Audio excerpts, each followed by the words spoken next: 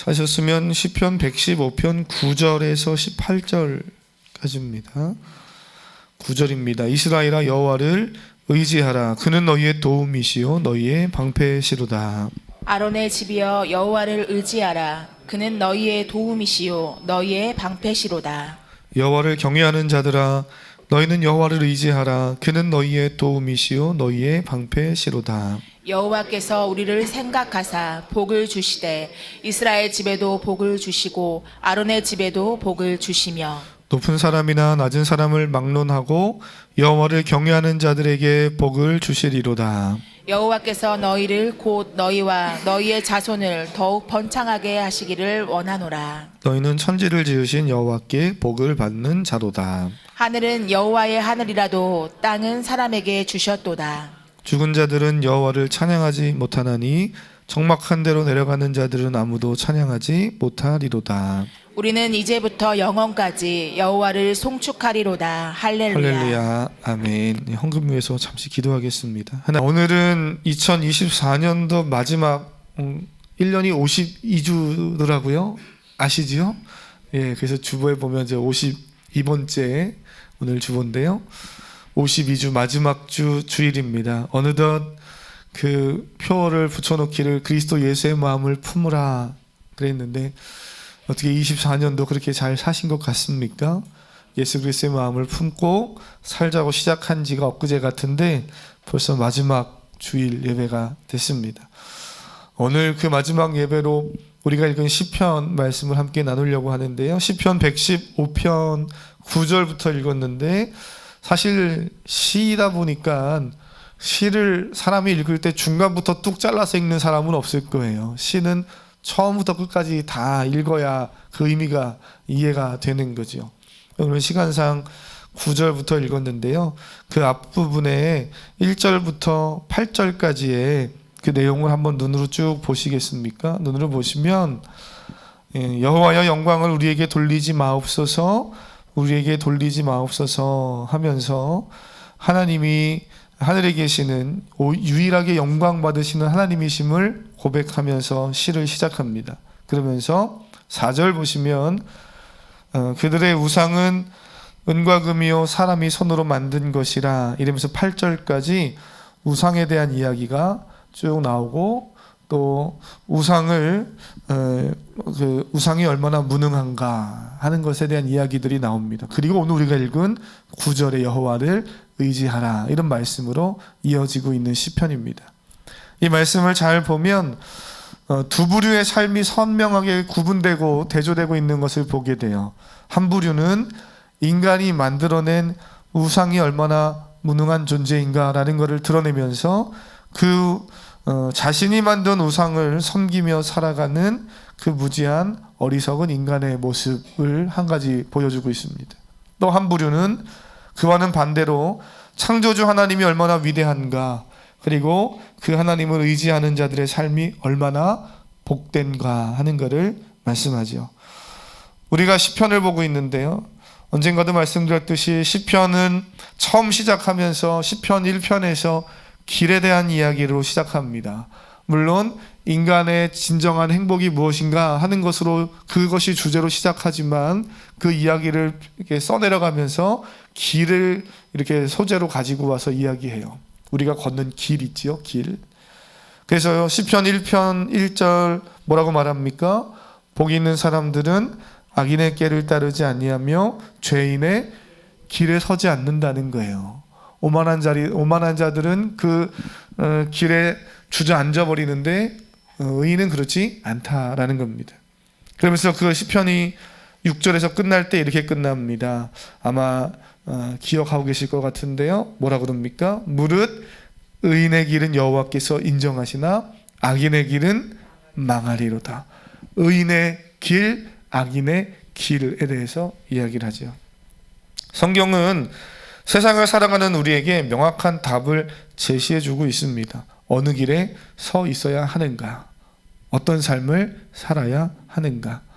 제가 예전에 고갱의 그림 하나 보여드렸던 기억이 있는데요. 그때 그 고갱은 자신의 삶의 마지막 순간에 그림을 하나 그리면서 인간은 어디서 와서 무엇을 하다가 어디로 가는가에 대한 고민을 가지고 그림을 그렸어요.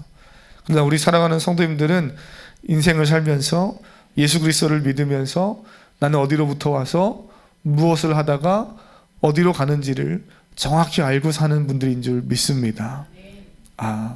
아멘이 확실해야 되는데요. 내가 어디로부터 와서 무엇을 하다가 어디로 가는지를 모른다면 무엇을 봐야 됩니까? 성경을 봐야 되고 예수 그리스도를 만나야 됩니다. 제가 아이들에게 늘 그래요. 성경을 보고 예수 그리스도를 만나야 너의 인생에 네가 왜 태어났는지 뭘 해야 되는지를 알 수 있다. 제가 그랬어요. 그랬더니 많은 청년들 또는 많은 주일학교 아이들한테 그런 이야기를 하거든요. 근데 저희 아들 둘째가 그러더라고요. 성경 어디에 어느 구절에 그게 써있냐요. 자기는 지금 중학교 2학년인데 중학교 2학년이 뭘 해야 될지 어디 써있네요. 그래서 제가 아직 갈 길이 멀구나 그런 생각을 했어요. 그래도 사랑하는 성도님, 그래서 제가 이렇게 말합니다. 말씀을 읽어봐라. 하나님을 만나면 내가 무엇을 해야 되는지, 왜 태어났는지, 무엇을 위해 살아야 되는지를 알 수 있다. 우리 모두도 마찬가지지요. 오늘 시편을 보면 우리가 9절부터 제가 좀 함께 보려고 9절부터 읽었는데요. 9절에 반복되는 표현이 나옵니다. 여호와를 뭐 하라고 그래요? 의지하라. 그런데 9절, 10절, 11절을 한번 천천히 읽어보시면 여호와를 의지하라만 반복되고 있지 않습니다. 한번 9절, 10절, 11절을 읽어보겠습니다. 시작. 이스라엘아 여호와를 의지하라. 그는 너의 방패시로다. 아론의 집이여 여호와를 의지하라. 그는 너희의 도움이시요 너희의 방패시로다. 여호와를 경외하는 자들아 너희는 여호와를 의지하라. 그는 너희의 도움이시요 너희의 방패시로다. 아멘. 뭐가 반복되고 있습니까? 여호와를 의지하라. 그는 너희의 도움이시요 너희의 방패시라. 아멘. 그래서 제가 마지막 2024년도에 마지막 주일 예배를 드리면서 이 고백이 너무 좋더라고요. 그래서 이 고백을 우리 성도님들과 한번 좀 가슴에 새기면 좋겠다. 그래서 제가 선창으로 여호와를 의지하라. 그러면 우리 성도님들은 후창으로 뭐 하시면 되겠어요? 그는 너희의 도움이시요 너희의 방패시라. 이렇게 한번 우리 9절, 10절, 11절의 말씀을 한번 제가 선창하면 후창해서 한번 고백해 보도록 하겠습니다. 여호와를 의지하라. 여호와를 의지하라. 여호와를 의지하라. 아멘. 그렇습니다. 제가 처음보다 자꾸 목소리를 더 높이는 이유는 그렇게 우리가 깊게 결단을 하고 굳게 다짐하자 하는 건데 그런 마음으로 하셨는지 모르겠어요. 여호와 하나님께서 우리의 도움이 되시고 우리가 방패 되시는 줄 믿습니다. 지금까지의 삶을 돌아보면 내 삶의 고민과 괴로움의 문제가 많고 적음에서 오는 것이 아님을 알 수 있어요.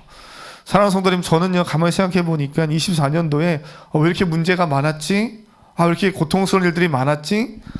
많고 적음 때문에 인생이 괴롭고 힘들었던 것이 아님을 이 말씀을 다시 보면서 깨닫게 됩니다. 문제가 많다고 고민이 많고 괴로움이 더 커집니까? 그럼 반대로 문제가 적으면 인생의 불안도 적고 괴로움도 적습니까? 그러지 않더라고요. 많고 적음과는 상관없는 거예요. 인간인 고민이 많든 적든 심각한 문제든 가벼운 문제든 그 자체에서 자유롭지 못하고 스스로 해결할 힘도 없고 의지하고 기댈 만한 대상을 찾고 싶은데 늘 찾지 못해서 불안해하는 것이 인간입니다. 근데 이 말을 뒤집어서 생각해 보면 인간은 자신의 삶을 맡기고 의지할 만한 대상을 찾기만 한다면, 그분 앞에 나의 삶을 내어놓을 수만 있다면 인생은 불안함에서 고통에서 자유로울 수 있다라는 거죠. 이러한 인간의 상태를 너무나 잘 아셨던 예수님은 이 땅에 오셔서 뭐라 그러십니까? 우리가 잘 아는 말씀 있죠? 수고하고 무거운 짐진 자들아 다 내게로 오라 그럽니다. 내게로 오라. 내가 너희를 쉬게 하리라. 주님께 나아가면 참된 안식과 쉼을 얻는 줄 믿습니다. 신앙생활의 핵심은 여호와 하나님을 의지하는 법을 배우는 데 있는 거예요. 우리가 이 땅에서 삶을 살면서 그리스도인으로서 할 것이 많이 있지만 아무리 많은 걸 해도 여호와 하나님을 의지하는 법을 배우지 못하면 결국엔 나중에 무너지게 됩니다. 우리가 마주하는 모든 문제들은 문제가 많아서도 아니고 문제가 커서도 아니고 여호와 하나님을 의지하는 법을 배우지 못했기 때문에 마주하는 문제들인 거죠. 저는 신앙생활하면서 여호와를 의지한다고 말하는 사람이 낙심하고 시험에 빠져 있는 경우를 본 적이 없어요. 말이 안 되지 않습니까? 여호와 하나님을 의지합니다 그러면서 어떻게 살지? 이상하지 않으세요? 여호와 하나님을 의지합니다 그러면서 자기 욕망대로 자기 기분대로 막 살아간다? 저는 그런 사람은 보지 못했어요. 물론 많이 봅니다. 실제로 그런 사람 많이 봐요. 우리 주변에. 뭐겠어요? 여호와 하나님을 의지하지 않는 거겠지요. 그러나 진실로 여호와 하나님을 의지한다고 말하는 사람은 자기 감정, 자기 기분대로, 자기 욕망대로 또는 낙심과 시험에 빠져서 무너져 있지 않고 일어나는 것을 봅니다. 사도 바울이 하나님을 의지하며 살았기 때문에 그는 끝까지 자신에게 주어진 이방인 선교를 그 사명을 감당할 수 있었던 거지요. 우리가 사도행전을 읽어보면 중간에 얼마나 많은 고난을 받습니까? 풍랑을 만납니다. 목숨이 위험을 받습니다. 중간에 충분히 도망갈 수 있고 회피할 수 있고 조금 더 안락한 삶의 자리에 주저앉을 수 있었던 기회들이 사도 바울에게 많았습니다. 그런데 그는 그 모든 것을 다 뒤로 하고 로마의 차디찬 감옥을 향해 가잖아요. 왜요? 여호와를 의지하는 힘이 있었기 때문이죠. 교회 안에서 많은 사람들이 신앙생활의 실패를 경험하고 공동체가 또는 성장하지 못하는 그 배경에는 교회가 뭐 이것이 부족해서 그래, 아니면 또는 저 사람이 너무 큰 어려움을 만났어, 그런 것 때문이 아니고요. 본질적으로 들어가 보면 하나님을 의지하는 신앙이 아닌 자기를 의지하는 사람, 자기의 만족을 위해 신앙생활하는 사람, 그러한 모습들이 있어서 거기서 벗어나지 못했기 때문에 결국에는 개인도 무너지고 공동체도 무너지는 것을 보게 됩니다. 그래서 저는 우리 주일학교 학생들부터 작년에 모든 성도님들이 이르기까지 우리 모두가 2024년도를 마무리하면서요, 여호와 하나님을 의지하는 법을 잘 배워가는 우리 사랑하는 성도님 되실 수 있기를 주님의 이름으로 축복합니다. 또 한 가지 더 살펴볼 것은 12절과 13절을 보면 여호와를 경외하는 인생이 되라고 말합니다. 12절 한번 읽어보실까요? 12절입니다. 시작. 여호와께서 우리를 생각하사 복을 주시되 이스라엘 집에도 복을 주시고 아론의 집에도 복을 주시며. 그렇죠. 계속해서 복에 대한 이야기가 13절도 나오고 계속해서 14절에도 번창하기를 원한다 하는 이야기를 나오면서 여호와를 경외하는 자라 연결을 시키는 것을 보게 됩니다. 4절 이후에 나오는 우상들은요, 화려한 은금을 옷 입고 있어요. 그러나 인간이 손으로 만든 것에 불과합니다. 그래서 표현하기를 입이 있어도 말하지 못하고 눈이 있어도 보지 못한다는 거예요. 귀가 있는데 듣지 못합니다. 감각을 느끼지 못한다고 말해요. 그들의 모든 감각과 촉각은 다 죽어 있습니다. 왜요? 생명이 없기 때문이죠. 인간이 손으로 만든 허상에 불과하기 때문에 그래요. 하지만 그와 대조를 이루는 하나님은 스스로 계신 분입니다. 하늘에 계시다 그러고 전능하신 분이고 창조주란 뜻이에요. 영광을 받으시기에 합당하신 분이라는 겁니다. 그래서 오늘 이 시인은 시편 115편에서 고백하기를 여호와 하나님을 찬양하라는 거예요. 이제부터 영원까지 여호와 하나님을 송축한다고 오늘 우리가 읽은 18절 마지막에 그렇게 고백하면서 마무리하지요. 우리는 이제부터 영원까지 여호와 하나님을 송축한다는 겁니다. 사랑하는 성도님, 하나님이 찬양받으실 충분한 이유들 많이 있지만 저는 12절에 나오는 이 표현에서 참 많은 감동과 은혜를 받아요. 12절에 뭐라 그럽니까? 여호와께서 우리를 생각하신다는 겁니다. 좀 전에 말씀드렸지요? 앞에 4절부터 나오는 우상은 어때요? 눈도 그려놨어요. 코도 그려놨어요. 귀도 만들어 붙였고 입도 붙였고 뭐 손과 발도 다 해놨는데 듣지도 못하고 촉각도 감각도 아무런 영향력도 끼치지 못하는 죽어있는 허상에 불과하지만 우리 하나님은 듣기도 하시고 보시기도 하시고 우리에게 다가오셔서 만지기도 하시고 교제하기도 하신 하나님, 근데 최고의, 저는 이 12절의 이 표현이 너무나 최고의 표현이 아닌가 생각해요. 우리를 생각해 주신다는 거예요.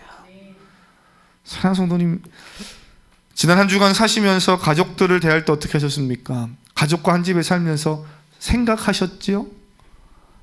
남편을 생각하고, 아내를 생각하고, 부모님을 생각하고, 자녀를 생각하고. 할렐루야. 그냥 같이 잠만 잘 뿐, 밥만 먹을 뿐, 그냥 아무 생각 없이 사십니까? 옆에 한 가족이라는 것은 문을 열고 나갈 때, 문을 열고 들어올 때, 얼마나 애써서 나가서 열심히 일할까, 얼마나 수고할까, 애처롭고 안타까운 마음으로, 사랑의 마음으로 또 바라봐주고, 들어올 때는 참 수고했다, 애썼다, 그런 생각이라는 걸 가지고 서로를 대하잖아요. 저는 이 하나님의 그런 모습이 너무 좋습니다. 우리를 대할 때 하나님이 우리를 인격적인 하나님이셔서 소통하실 뿐 아니라 우리를 바라보시고 그냥 잘 살고 있니? 이렇게만 하시지 않고 우리를 생각해 주신다는 거예요. 우리를 생각하시는 그 하나님은 우리의 삶이 어떤가를 다 아시고 바라보시는, 좀 다른 표현으로 하면 감찰해 주시는 하나님이시죠.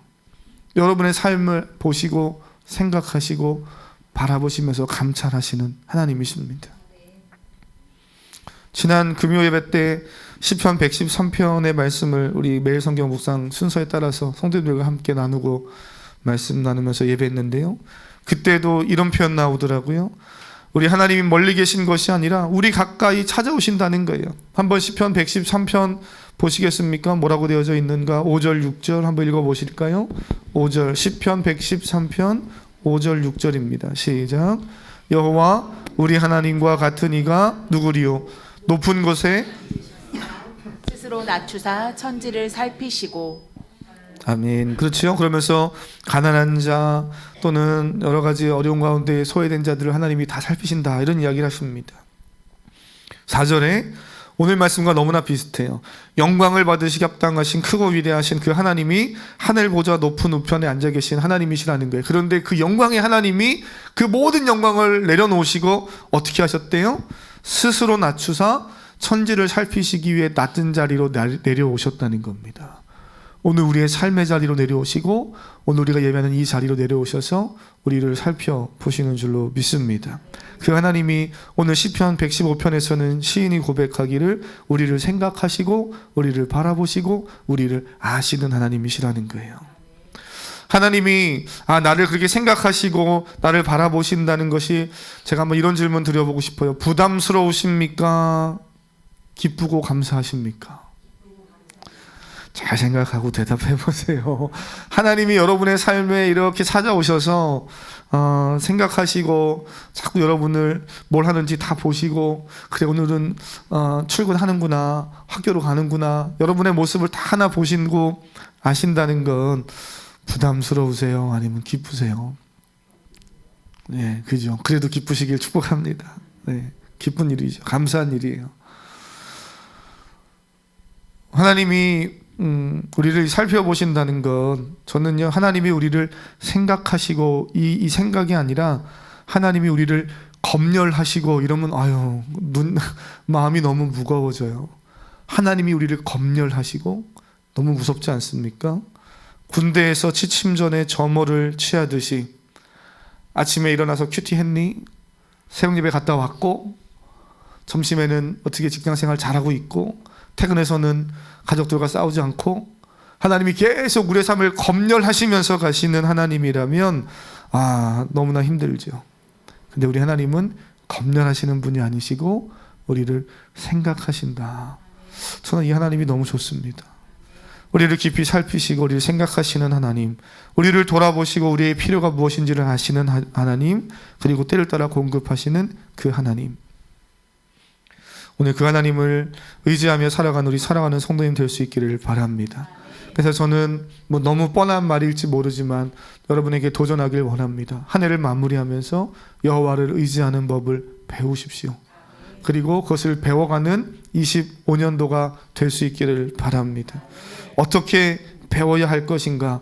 저희 교회는 풍성한 삶의 초대, 그리고 첫걸음, 기초 3개의 양육 과정을 지나가요. 물론 그거 말고도 할 게 너무 많지만 그래도 요것만큼은 좀 하자 해서 3가지를 합니다. 또한 말씀 묵상을 기본에 두고 매일 성경 묵상집을 가지고 저희는 순서에 따라서 새벽에 또는 예배 때 함께 성도님들과 나누고 있죠. 제가 보니까 오늘 여기 계시는 분들은 다 아셔요. 중요한 건 뭐예요? 아는데 해야 된다는 거예요. 교회의 공예배와 소그룹의 셀예배, 교회에서 진행하는 수련회, 기도회, 이제 또 선교 사역 등에 좀 관심을 가져서 저와 정성주 목사님과 몇몇 관심 있는 사람들만이 하는 게 아니라 모든 교회 성도님들이 그러한 일들에 기도하는 일에, 선교하는 일에, 우리 교회가 선교하는 곳은 어딘지, 우리 선교사님들은 지금 어떤 상황에 있는지, 이런 것들을 다 우리가 돌아볼 줄 아는 그러한 마음들을 우리가 가지고 또 내년을 준비해 가려고 합니다. 사랑하는 성도님, 이 일들은 그냥 한 번 하다 멈출 일이 아니에요. 저와 함께 우리 교회에서 신앙생활을 하신다면 또 어느 교회를 가서 어떤 신앙생활을 하시든지 모든 교회들이 다 하는 일들이지요. 그래서 우리 성도님들 이 일들을 주를 의지하여서, 여호와를 의지하여서 잘 저와 함께 해 주시기를 주님의 이름으로 부탁드립니다. 제가 이런 예 하나만 드리려고 해요. 예전에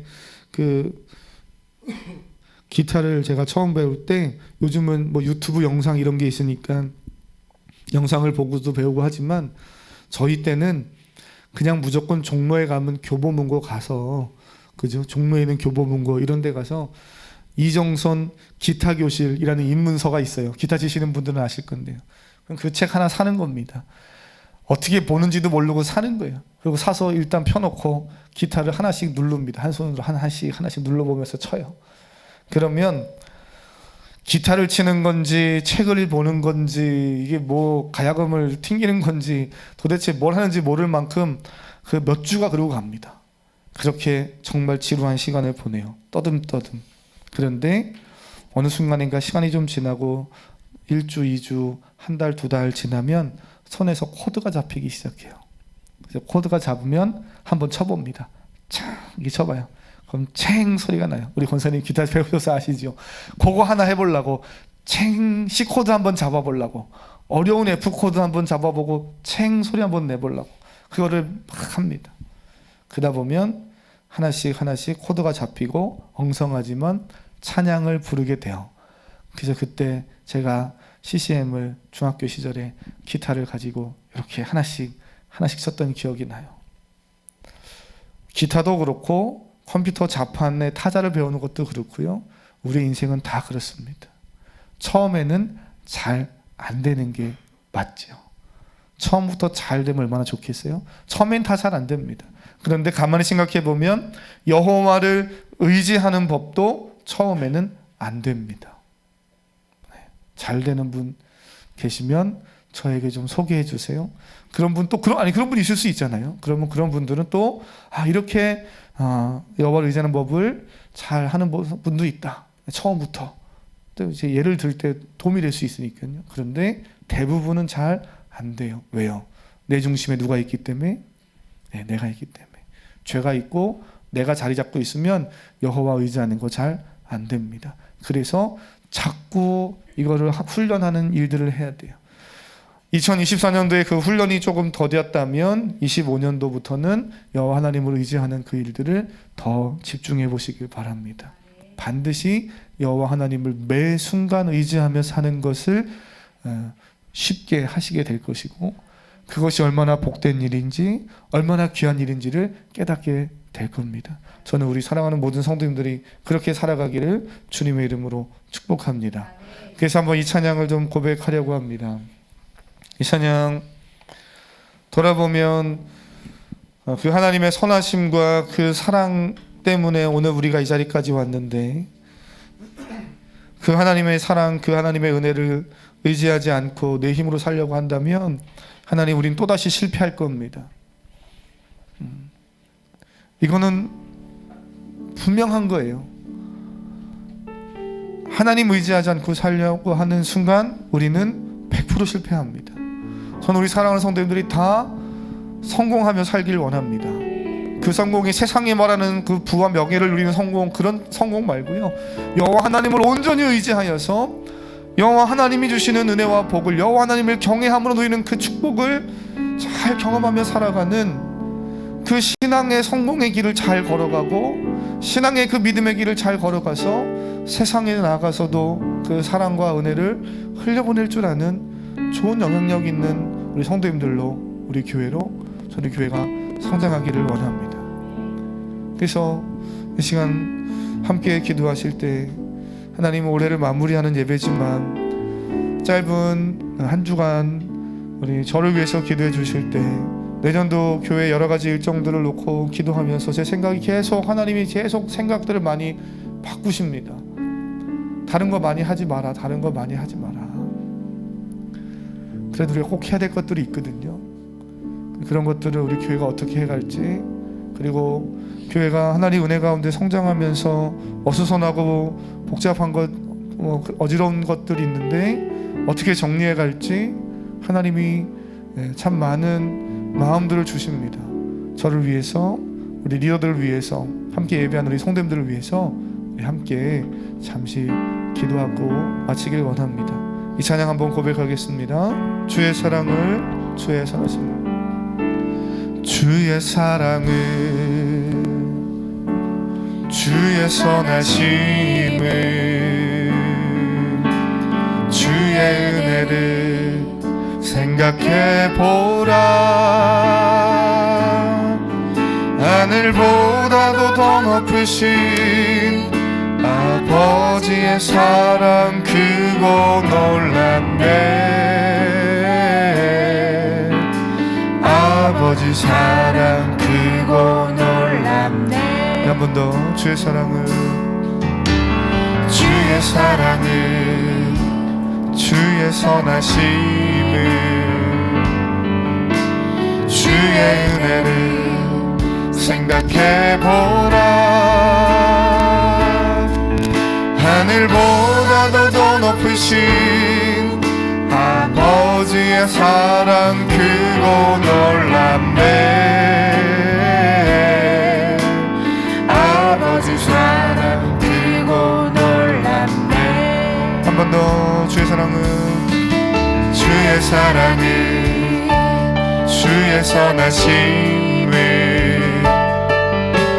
주의 은혜를 생각해보라. 하늘보다도 더 높으신 아버지의 사랑 크고 놀랍네. 아버지 사랑 크고 놀랍네. 내 어찌 그 사랑 잊으리, 내 어찌 그 사랑 잊으리. 내 어찌 주의 긍휼 잊으리.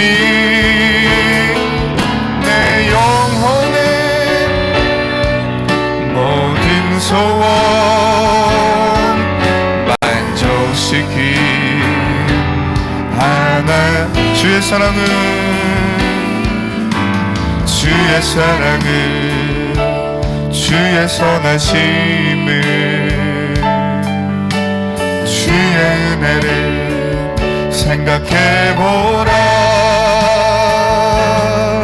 하늘보다도 더 높으신 아버지의 사랑 크고 놀랍네. 아버지 사랑 크고 놀랍네. 내 어찌 그 사랑 잊으리, 내 어찌 그 사랑 잊으리. 내 어찌 주의 긍휼 잊으리. 내 영혼의 모든 소원, 모든 소원 만족시킨 하나님. 주의 사랑을, 주의 사랑을, 주의 선하심을, 주의 은혜를 생각해보라. 하늘보다도 더 높으신 아버지의 사랑 크고 놀랍네. 아버지 사랑 그렇습니다. 내 어찌 그 사랑 잊으리. 내 어찌 그 사랑 잊으리. 내 어찌 주의 긍휼 잊으리. 내 영혼의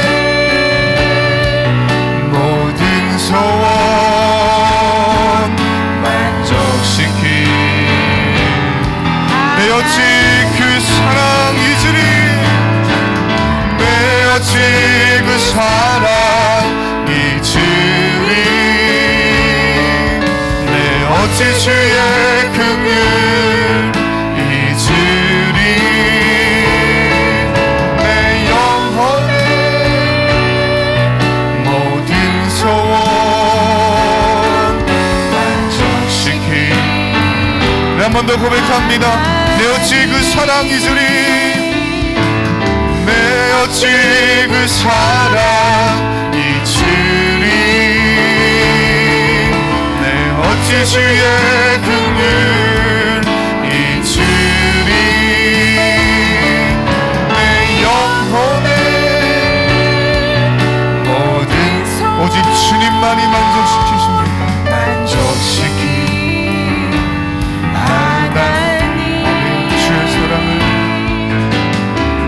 사랑을 주의 선하심을 주의 은혜를 생각해보라. 하늘보다도 더 높으신 아버지의 사랑 크고 놀랍네. 아버지 사랑 크고 놀랍네. 마음을 들어서 주의 사랑을 주의 선하심을 주의 은혜를 생각해보라. 하늘보다도 더 높으신 아버지의 사랑 크고 놀랍네. 그렇습니다.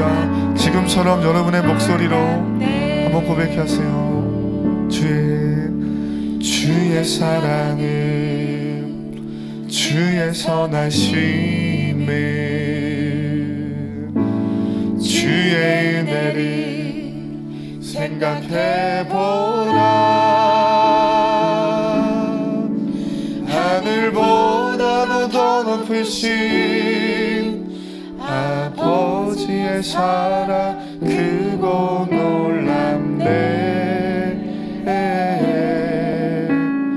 아버지 사랑 크고 놀랍네. 아버지 사랑 크고 놀랍네. 아버지 사랑